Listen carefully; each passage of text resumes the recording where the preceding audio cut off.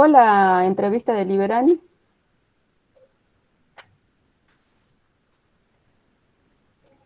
Sí, es bastante interesante lo que dice y bastante conciso, ¿no? Bien, Está sí, sí. claro. Con pocas palabras explica Claro. procesos que son muy complejos, es cierto, eso sí. Sí, sí. Bueno, la Sí, idea era que ustedes... Sí, dígame. de, de hecho yo le iba a decir que a mí me gustó la entrevista, la entendí muy bien Perfecto. y entendí mucho Es muy cosas. claro. Sí, está muy claro, muy bien explicado Ujú. y bueno, también por buscar las palabras estas que uno no entiende, también le ayuda mucho. Hasta le diría Seguro. que se me hizo muchísimo más fácil en comparación a la actividad trabajo número uno. Eso me costó muchísimo, muchísimo, muchísimo. Ah, bueno, los mapas siempre cuestan mucho. Parece que tenemos como una negación con los mapas, pero ya van a aprender a quererlos a medida que pase el tiempo.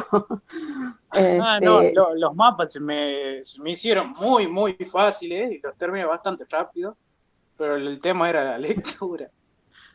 la lectura, pero bueno, Bravo no es una lectura muy compleja. Tienen que practicar la lectura, ¿sí? Es todo un proceso, hay que practicar, hay que hacer, no basta con una lectura, hay que hacer 2, 3 lecturas, hasta a veces 4 para poder, hasta poder entender, llegar a comprender, ¿no? Y poder, y hacer este ejercicio. Siempre hagan el ejercicio de utilizar el diccionario y a la vez también hacer una primera lectura general, después una segunda lectura donde vayan encontrando cuáles son las ideas principales del texto y una tercera lectura que les permita a ustedes poder de alguna manera comprender el texto y poder explicarlos con sus propias palabras, ¿no? Ese es todo el proceso para llegar a la lectura comprensiva, que no es fácil, pero es cuestión de práctica. ¿Mm? Es cuestión de práctica. En esta materia, así como en todas las de historia y de todas las carreras humanistas, hay que leer mucho, así que no se nieguen a la lectura, siéntense a hacerlo, traten de hacerlo en un lugar también que sea cómodo, donde tengan suficiente luz, donde tengan aire puro, si es posible, que también es importante y también ayuda, y sobre todo un lugar silencioso. Olvídense del celular cuando estén estudiando, cuando estén leyendo, porque el celular distrae muchísimo.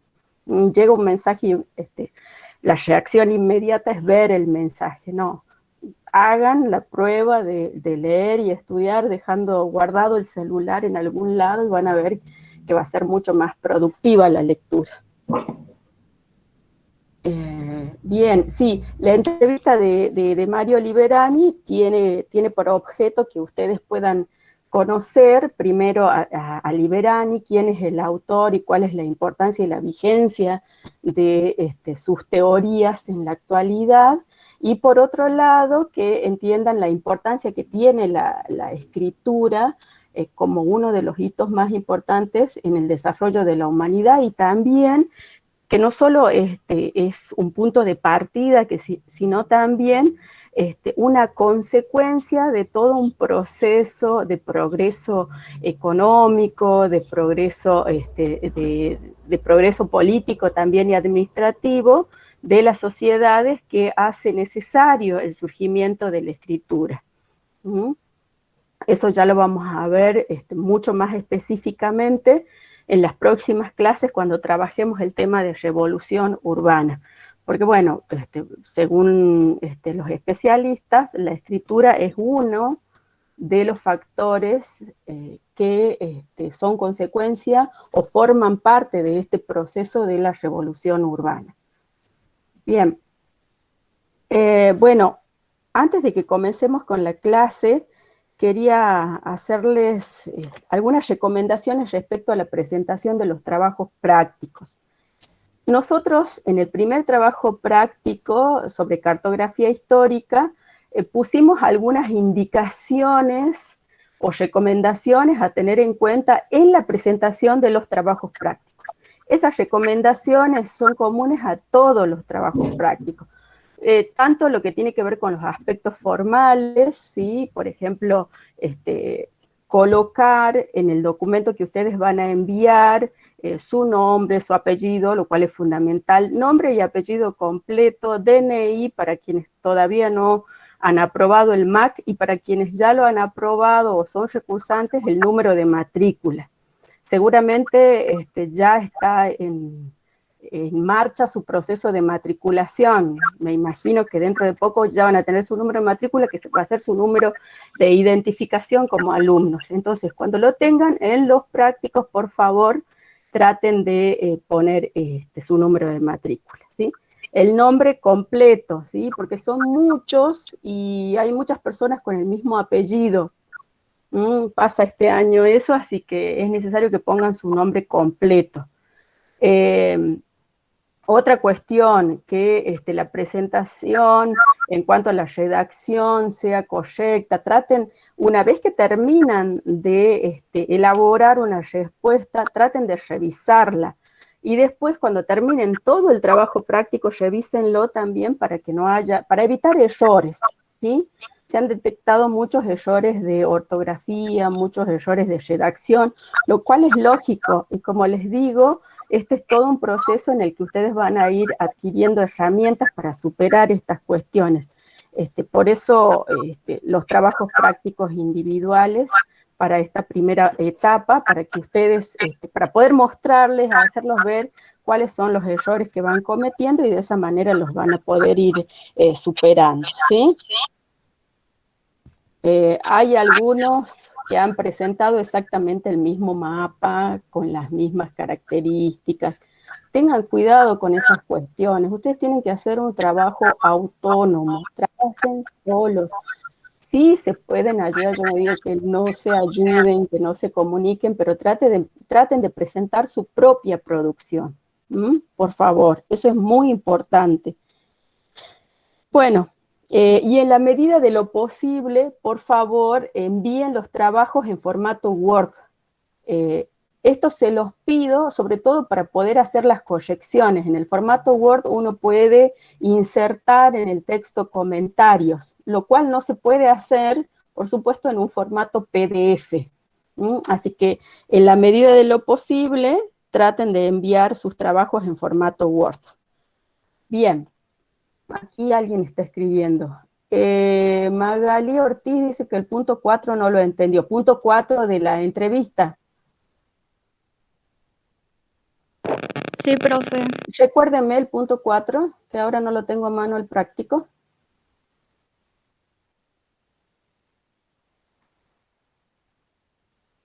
Si no lo busco. ¿Se me escucha?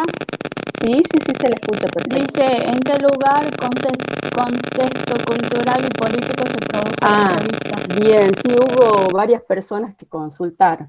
Cuando hablamos del contexto cultural, hablamos de en qué espacio está, ¿no? Yo les puse así, contexto cultural, porque es un espacio muy particular y es un espacio cultural donde está siendo llevada adelante la entrevista.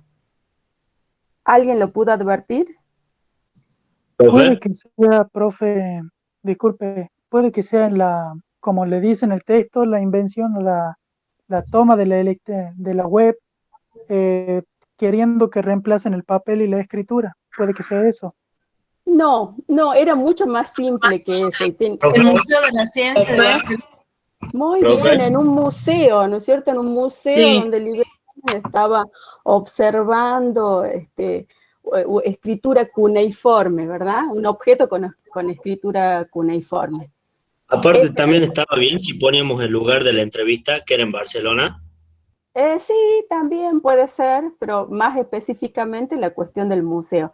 Y después, cuando hablamos de contexto político, esta cuestión de qué es lo que lo angustia a Liberani desde el punto de vista como científico, como académico, de cosas que están sucediendo en estos países donde se desarrollaron estas culturas, ¿no es cierto? La cultura mesopotámica, que es donde surge la escritura. ¿Se entiende, chicos? Esa era la cuestión. Sí, profe, se entiende. Perfecto, chicos, perfecto. Profe, Bueno, sí, puede dígame. ser que haga también referencia, porque en el año que se estaba realizando la entrevista, que es el 2004, se estaba desarrollando la guerra de Irak. Claro, exactamente, tiene que ver con la angustia que generan todos estos procesos políticos y de guerra en Irak, en Siria, que llevan a la destrucción de los museos, a la destrucción de los yacimientos arqueológicos y en consecuencia de las evidencias a partir de las cuales se estudian estas culturas, ¿sí? Ese es un problema que cada vez se está haciendo más complejo en el marco de estas sociedades del Medio Oriente. Un problema muy complejo y que ha traído muchísimos problemas en cuanto a la pérdida de evidencias que son muy importantes. Y por supuesto, esto se suma a la carestía general, como vimos en la clase pasada, de fuentes y de evidencias que existen para este periodo, ¿no? Que es por eso que estos países como Egipto, como Irak, lo que hicieron a través de su política es tratar de resguardar todo lo que forma parte de su legado cultural, de su historia. Pero bueno, estos procesos de guerra, estos conflictos políticos, económicos, religiosos que asolan la región, especialmente en la zona de Irak, son constantes, ¿no? Y producen una pérdida terrible para la ciencia y para la historia de la humanidad. Bien, bueno chicos, hoy vamos a trabajar uno de los temas principales de esta primera unidad, que tiene que ver con la existencia de dos tipos de comunidades. Recuerden que cuando trabajamos la parte cartográfica y también toda esta cuestión de la introducción a la problemática metodológica de la materia, dijimos que el medio geográfico tiene una gran influencia en el contexto de la historia de la región, ¿sí?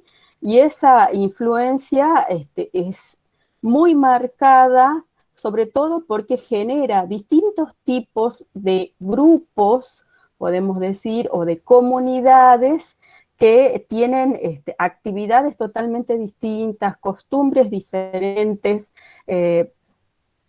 pero que dentro del contexto específicamente de Mesopotamia van a entrar en contacto, ¿no? Van a tener que convivir. Eso es lo que vamos a trabajar hoy. Les voy a hacer una presentación para que conozcamos algunos aspectos generales de esta cuestión, que es la cuestión del nomadismo y del sedentarismo en el Antiguo Oriente. Voy a empezar a presentar, ustedes díganme si se ve, si pueden ver bien. Sí, profe, se puede ver bien. Perfecto. Ya lo vamos a ver.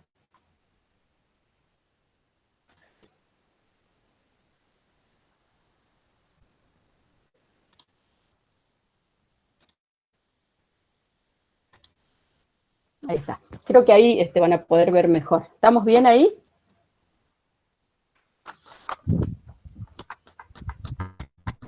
Bueno, cualquier cosa me avisan, chicos. Por favor, si no ven, si hay algún inconveniente.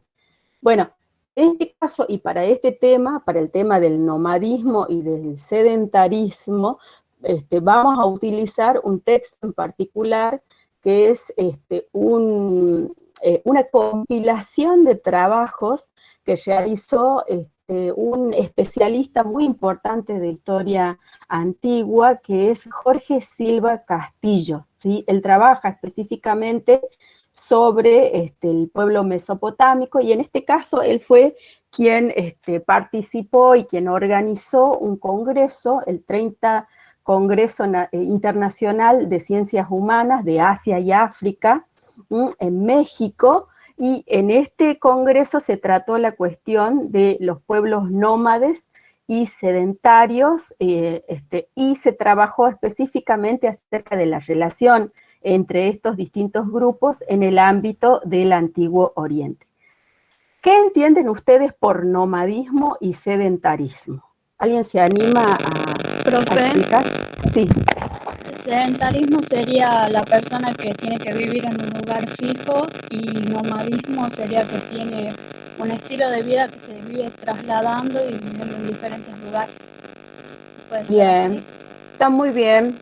¿Alguien quiere agregar algo más? Yo, profe, Sí, dígame. que por lo general la gente que era sedentaria era agricultora y Ujú. y la gente que practicaba o que vivía como nómades se dedicaba más a la caza de animales.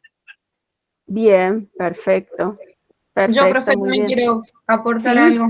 sí, dígame. El nomadismo muchas veces se daba por el hecho de que en ciertas regiones se terminaban el tema con la cuestión de las tierras, o sea, se quedaban sin recursos, entonces tenían que dirigirse a otro lugar y por eso se llamaban nómades, o sea, por eso iban Bien, pasando de región en región por el tema de los recursos más que nada. perfecto. Muy bien, muy bien. Hay una idea general, pero acertada acerca de cuáles son las características del nomadismo y el sedentarismo, ¿no? Sí, si hablamos de grupos sedentarios, son estos grupos que se asientan o que se ubican especialmente en el valle fluvial, ¿sí? En este caso, cuando hablamos del cercano oriente, estamos hablando de la región entre los ríos Tigris y Éufrates. Disculpen, voy a tener que salir porque hay alguien queriendo entrar. Ahí está. En esta llanura fluvial, ¿no es cierto?, entre los ríos Tigris y Éufrates. Allí se asentaron grupos que se quedaron permanentemente en el lugar. Así a eso nos referimos cuando hablamos de sedentarismo. Grupos que se asientan en un lugar y se quedan a vivir por un largo tiempo en esa región, por no decir para toda su vida, ¿sí? Esos grupos sedentarios, como bien dijeron, generalmente se dedican a la agricultura, aunque ya vamos a ver que esa es no es que se dedican solo a la agricultura, sino que esa es su actividad económica más importante o crucial, podemos decir. Y también estos grupos son los que van a desarrollar las ciudades, los que van a desarrollar el Estado, los que tienen un progreso, podemos decir, cultural y organizativo mucho más importante que los pueblos nómades. Muy bien, lo conceptualizaron ustedes, chicos, cuando dicen que el nomadismo es esta práctica en la cual grupos humanos generalmente se dedican al pastoreo, ¿sí?, a la cría de animales. En este caso, cuando hablamos del cercano oriente, estamos hablando de nómadas que se dedican al pastoreo de lo que denominan ganado menor, es decir, ovejas especialmente, cabras, cerdos, en este primer periodo. Y estos nómades sí, en este caso se ubican especialmente en la zona de la estepa, en la zona de las montañas, y tienen que trasladarse constantemente o en determinadas épocas del año buscando pasturas para su ganado, ¿sí? Vamos a partir entonces de esta idea de lo que es nomadismo y sedentarismo. Y ahora vamos a ver cómo todos estos trabajos que va a compilar Silva Castillo y que se presentaron en este congreso van a ser muy importantes porque van a cambiar algunos conceptos acerca de lo que se consideraba que era la relación entre nómades y sedentarios en la antigüedad, ¿sí? Y también dentro de ese grupo de trabajos, todos son muy importantes, pero hemos seleccionado uno, que es el trabajo de Michael Roughton, que es un historiador que trabaja acerca de cuáles son los factores económicos y políticos que inciden en el nomadismo antiguo, ¿sí?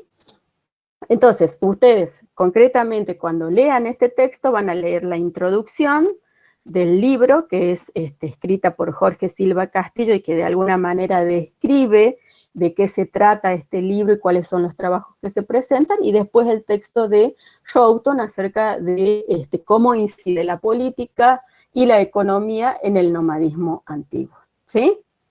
¿Queda claro? Sí, profe. Sí, profe. Bueno, vamos a ver entonces, en lo que es el antiguo cercano oriente, o lo que ellos mencionan en ese texto como Asia occidental, van a existir condiciones geográficas, ¿sí?, muy particulares, que son las que permiten la aparición de distintos tipos de sociedades. Tenemos una sociedad sedentaria, una sociedad urbana, ¿sí?, en el área, como les decía antes, fluvial, en el área de la llanura que forman, o el valle que forman los ríos Tigris y Éufrates, donde la actividad principal es la agricultura. Pero, por otro lado, debido a estas condiciones muy particulares, en un área o en distintas áreas del cercano oriente también se desarrollan estas comunidades de estructura tribal, ¿sí?, que son estos grupos nómades o tribus que tienen generalmente un jefe y que están organizadas en grupos más bien pequeños que se dedican a la producción pastoril, es decir, se dedican a la cría de ganado menor en este periodo. Ya vamos a ver que los grupos nómadas del último periodo de la historia de Mesopotamia, que corresponde al primer milenio, van a ser diferentes. Estas sociedades que vemos aquí, estas dos comunidades distintas, se van a enfrentar en algunas ocasiones, en otras ocasiones van a desarrollar relaciones de tipo social, de tipo económico, de tipo política, en diferentes momentos de la historia de Mesopotamia, ¿sí? Bueno, en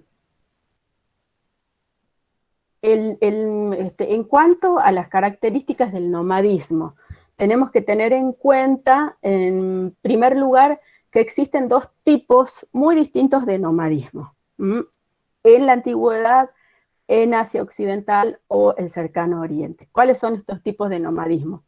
El llamado nomadismo de los grandes espacios abiertos de la zona de Asia Central, de la zona de Arabia, ¿sí?, que es un nomadismo abierto, un nomadismo autónomo de los estados sedentarios, ¿sí? Es decir, son grupos autónomos que desarrollan su actividad sin ninguna relación, podemos decir, con el ámbito sedentario. Y por otro lado está el nomadismo, que es el que prevalece en la zona que nosotros estudiamos, en el antiguo Cercano Oriente, que es el llamado nomadismo circunscrito, ¿sí?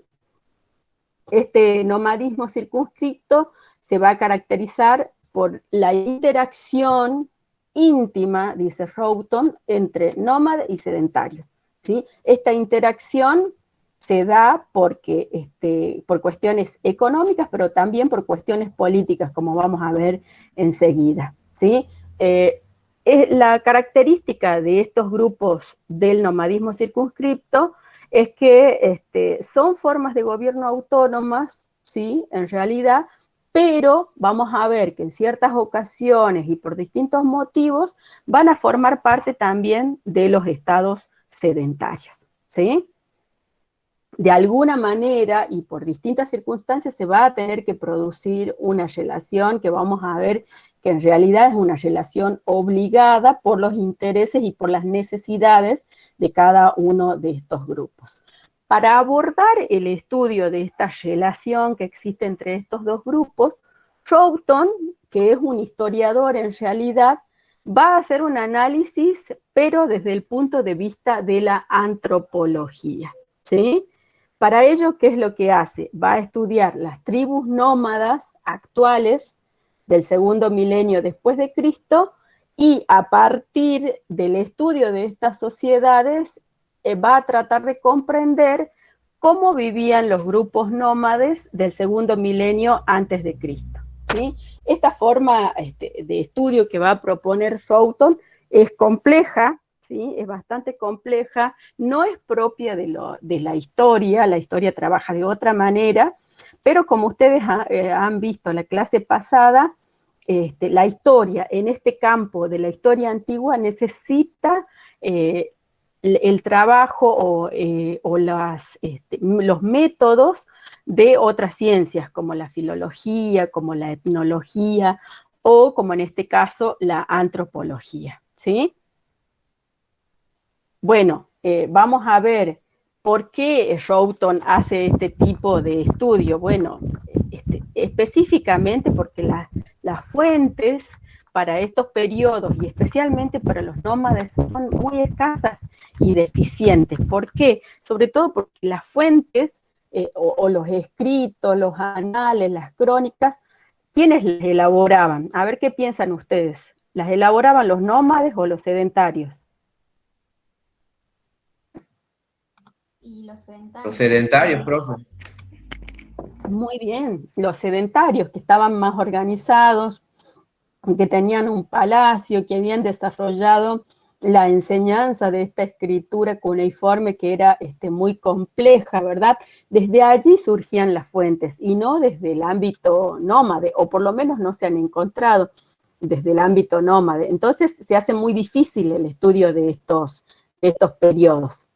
Vamos a ver que, por ejemplo, en las lenguas antiguas, como el sumerio o el acadio, no había un término para designar nómade, ¿sí? O tribu, ¿sí? ¿Por qué? Porque el nomadismo no era una actividad especializada en esa época. Además, tanto las tribus nómadas como las sedentarias, vamos a ver que poseían algunas secciones nómadas y también sedentarias, ¿no? Ya vamos a ver que era bastante compleja esta cuestión, porque lo que asumen algunos de los especialistas que trabajan la cuestión del nomadismo es que había sí un grupo sedentario, pero que seguramente en algunas secciones, en algunos lugares, del área sedentaria había también grupos nómades y que lo mismo sucedía en el área donde se desarrollaba más específicamente el nomadismo. Los textos sí hablan, algunos de los textos de miembros de tribus, pero no se sabe si esas tribus son nómadas, son seminómadas o son sedentarias o las tres cosas, ¿no? Las tres cuestiones juntas. En este texto van a poder ver cuando lean la introducción de Silva Castillo que hay algunos trabajos que lo que hacen es de alguna manera arrasar con algunas teorías muy fuertes para esa época, para el 1980 aproximadamente, de que en realidad los grupos migratorios que llegaron a Mesopotamia, que son nómades, se supone que son nómades, llegaron en distintas oleadas sucesivas, ¿sí? Como invasiones. Bueno, esa teoría hoy está totalmente descartada. Lo que se cree o lo que proponen algunos de estos especialistas es ver que el nomadismo era una cuestión constante dentro del ámbito de Mesopotamia, ¿sí? Que siempre hubo afluencia de distintos grupos hacia la región. Y hay otros que en realidad lo que proponen es que hubo una convivencia, ¿sí? Dentro del área sedentaria, especialmente dentro de las ciudades, una convivencia entre los grupos sedentarios y las migraciones, los grupos estos que llegaron en distintos momentos. Bueno, esa es una cuestión sobre la que no hay acuerdo, pero lo que sí sabemos es que existieron estos tipos de comunidades nómadas muy relacionadas con los grupos sedentarios, ¿sí? Entonces, en la lengua babilonia sí hay un término para designar grupo migratorio, ¿sí? Ese término es Nahum, ¿sí? Y generalmente hace referencia a unidades de pastoreo, es decir, a grupos o comunidades que se dedicaban al pastoreo. Pero vamos a ver que este término se encuentra solamente en los textos de los archivos de la ciudad de Mari, ¿sí? Los archivos de la ciudad de Mari son una fuente muy importante de información porque allí sí se hace mención a estos grupos migratorios, a los Nahum. Pero bueno, es una mención mínima, ¿no? Entonces, como no hay muchas menciones en las fuentes de estos grupos, cabe preguntarse si en realidad los nómadas eran una realidad muy poco numerosa en la antigua Mesopotamia. El autor que nosotros trabajamos dice que no, que en realidad el nomadismo jugaba un rol muy importante en la sociedad de la antigua Mesopotamia. Es por eso que propone un método en particular, un método de análisis para esta cuestión, que es el método... perdón, pensé que alguien quería ingresar. Que es el método diacrónico o de historia en inversión, ¿sí?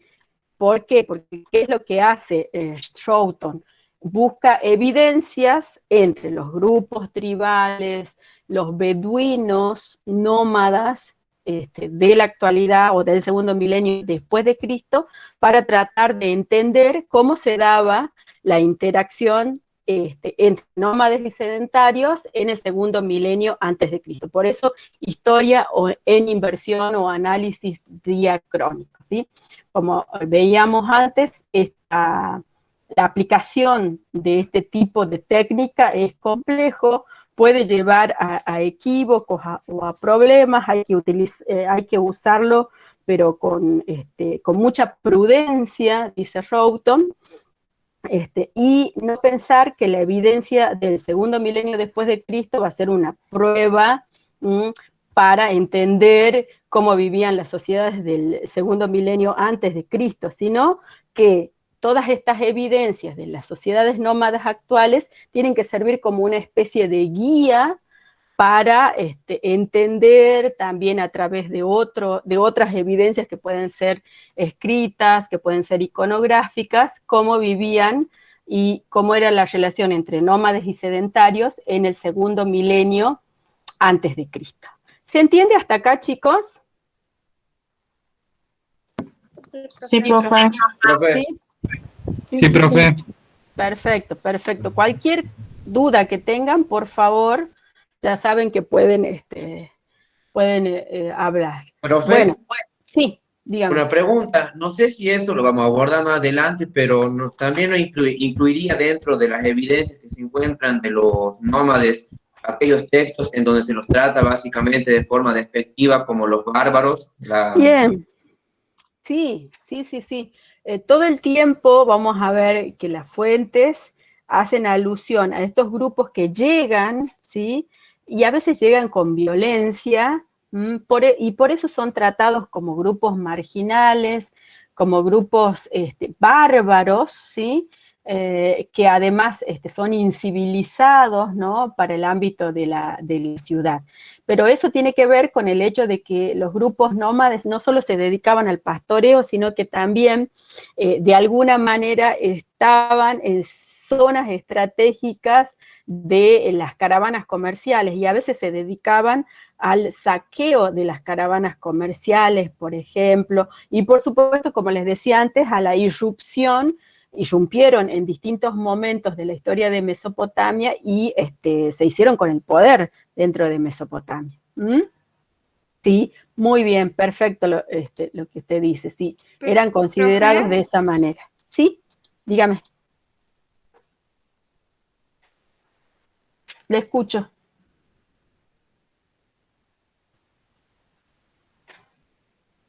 ¿Me escuchan, chicos? Sí, profesor. Yo sí lo escucho, profe. Le escucho. Pensé que nos habíamos... Me había desconectado. Alguien quería decir algo.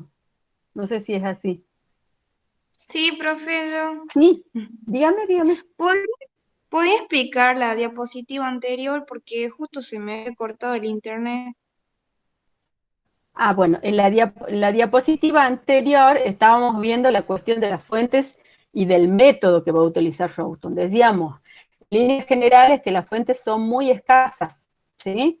Son muy escasas porque en realidad no hay un término que ellos utilizaran para designar a los grupos nómades. Sí hay un término que se acerca a lo que era el nomadismo, que tiene que ver con el término nagum, ¿sí?, en la lengua babilonia, que se usa para un grupo migratorio, ¿sí? En realidad, lo que plantea esta escasez de fuentes es si en verdad los nómades eran importantes dentro del ámbito de Mesopotamia o no. Troughton dice que sí son importantes y que influían en la historia de la región de Mesopotamia. Y por eso propone aplicar un método en particular para entender esta relación entre nómades y sedentarios, que es el método diacrónico o de historia en inversión. ¿Qué implica este método? Estudiar o tratar de comprender a los grupos nómadas actuales, podemos decir, del segundo milenio después de Cristo, y a partir de esas evidencias tratar de entender cómo vivían los grupos nómades del segundo milenio antes de Cristo, ¿sí?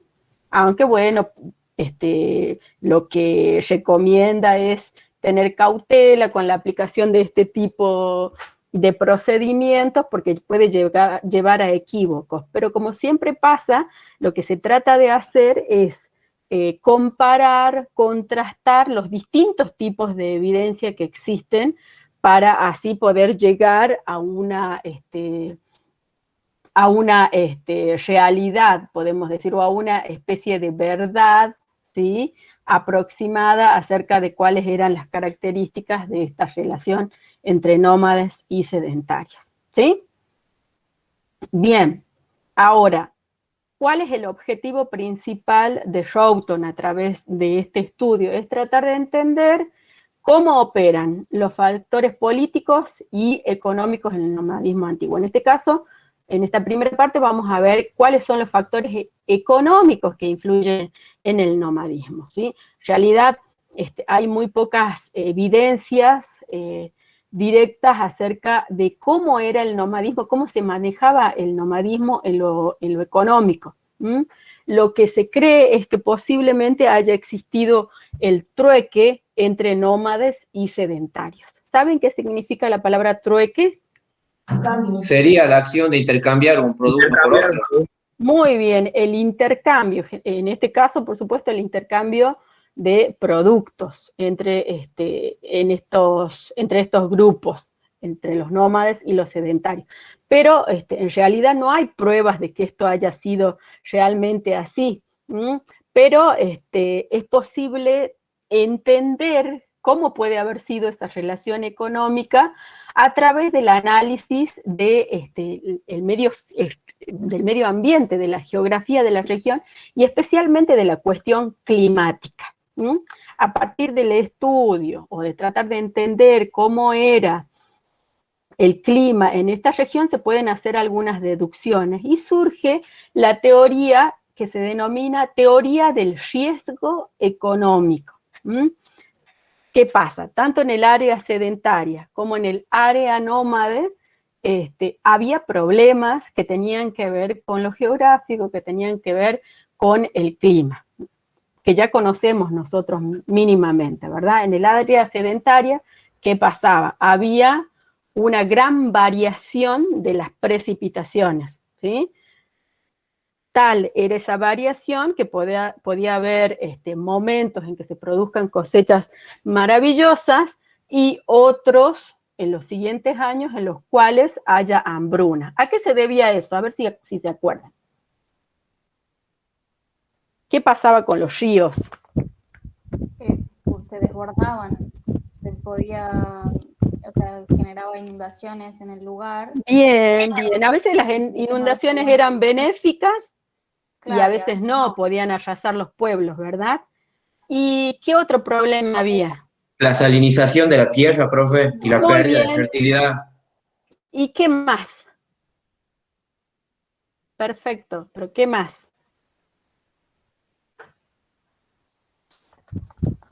Otro problema sería de que no llueva y que haya sequía, justamente. Es así de simple, que no haya precipitaciones, ¿sí? como corresponde y que se produzca la sequía y en consecuencia la hambruna. Eso podía pasar en el área sedentaria y generar, por supuesto, problemas económicos. Y lo mismo pasaba en el área nómada, en el área de la estepa, el área de las montañas o de los desiertos, que era donde estaban estos grupos nómadas. Por supuesto, se enfrentan a la sequía todo el tiempo, a los inviernos demasiado fríos, ¿sí? ¿Y qué es lo que pasaba? Cada año estos grupos nómades debían sacar sus ovejas de la estepa árida, de las zonas áridas, en la época del verano. ¿Por qué? Porque solo había pasto para una parte de ese ganado. Entonces, ¿qué hacían? Necesitaban sí o sí trasladar su ganado a otra área que sea más fértil, ¿sí? En este caso era al área agrícola, al área sedentaria, lo cual implicaba lo que se denomina la migración estacional anual. Entonces, en verano, generalmente los nómadas tenían que sacar parte de su ganado, de su área, del área de la estepa, para llevarlos a pastar, y no les quedaba otra opción que el pastoreo en el área fértil, que es el área sedentaria. Y asimismo, los grupos sedentarios, por supuesto, necesitaban contar con el ganado de los nómadas en la época de sequía, en la época en la que no es posible la producción agrícola. ¿Sí? ¿Se entiende, chicos? Sí, profe. Sí, profe. Bien, entonces había una necesidad mutua. Esa necesidad era la que llevaba a la relación entre estos dos grupos, ¿sí? Además, hay que tener en cuenta y hay que mencionar que en el área nómade generalmente estos grupos eran grupos muy militarizados, que estaban preparados para la guerra, tenían que defender su área, no solo de la cuestión de la sequía, sino también de la posibilidad de enfrentamiento con otros grupos nómades. Es por eso que eran un grupo de presión, podemos decir, importante dentro de la región. Entonces, negarles a los nómades las pasturas veraniegas podía ser peligroso para los sedentarios porque podía llevar a la guerra.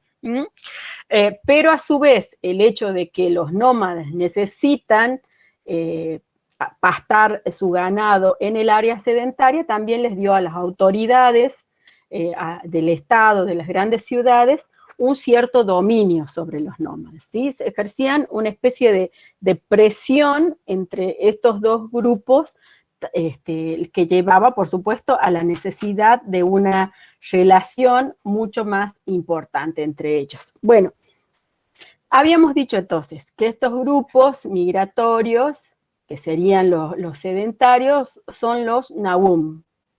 Ese término, que es un término de la lengua acadia, significa pastura, significa estepa, campamento también, entonces está relacionado con las actividades que llevan adelante los grupos nómadas, ¿sí?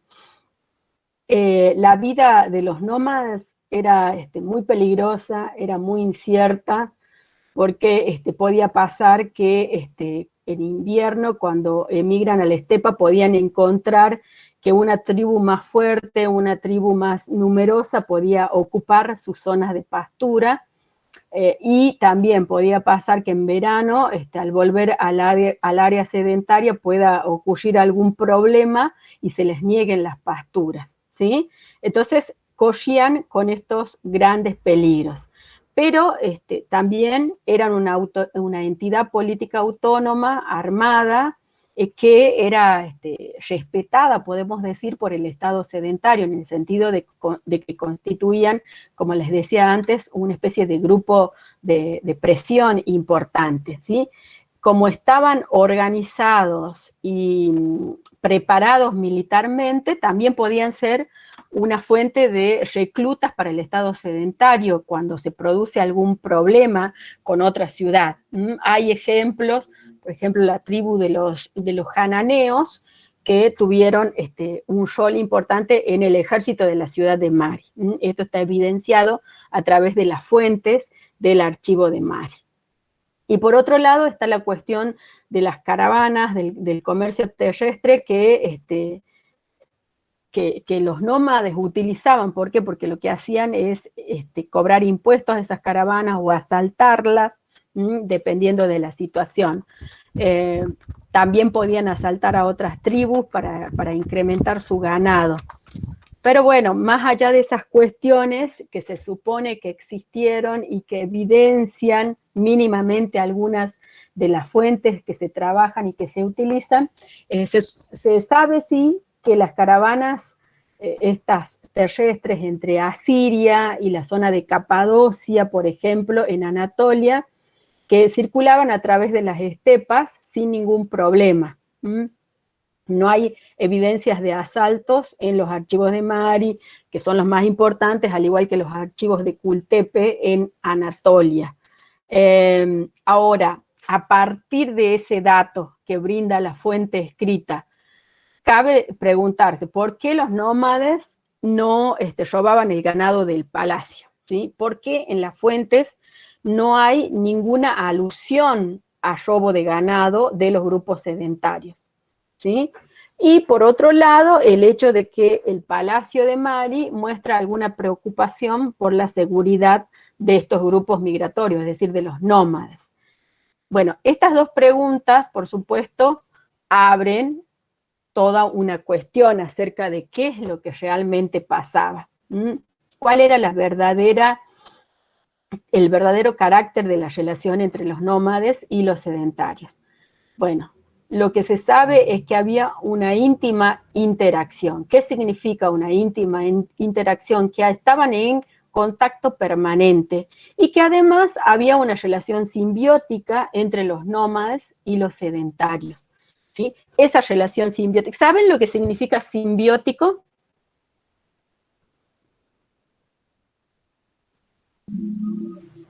A beneficio de los dos. Muy bien, muy bien. Es una relación en la cual las partes se necesitan, pero se benefician mutuamente a la vez, ¿sí?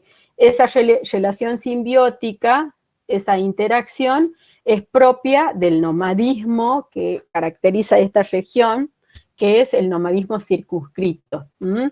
Y esta relación se debe a raíz de las condiciones medioambientales que, como vimos antes, generan el riesgo económico, ¿sí? Esto los va a obligar a establecer una especie de pacto social, ¿sí? Que Roughton utiliza un concepto de referencia, que es un concepto que en realidad fue acuñado por Marshall Salins, que es un antropólogo muy importante que trabajó acerca de estas sociedades primitivas. Él habla de la existencia de un compacto social, ¿sí?, entre los nómades y los sedentarios. Ese pacto social derivaría de la reciprocidad que hay entre estos dos grupos, que es una reciprocidad además equilibrada. Es decir, existe una relación en la cual hay un intercambio paritario, equilibrado entre estos dos grupos. Y ese es el factor político que encuentra Roughton para entender la relación entre los nómades y los sedentarios. ¿En qué consiste este compacto?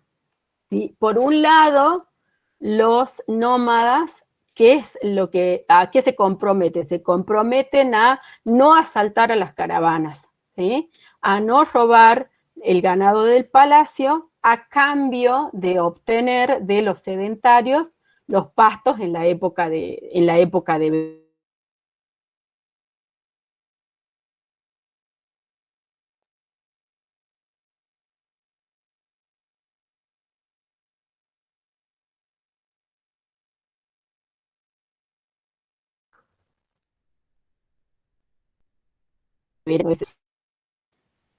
Esto es en línea general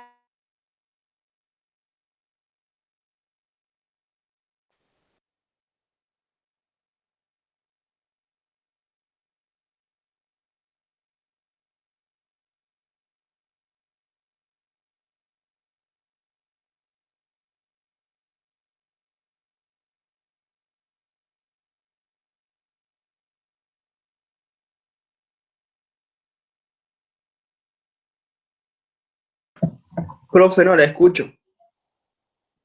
Pensé que era mi internet.